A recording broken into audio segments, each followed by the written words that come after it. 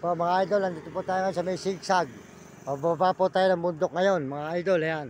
Dito po sa may Sambales. Yan, pababa po tayo ng Sambales ngayon mga idol, yan. Sambales, sigsag.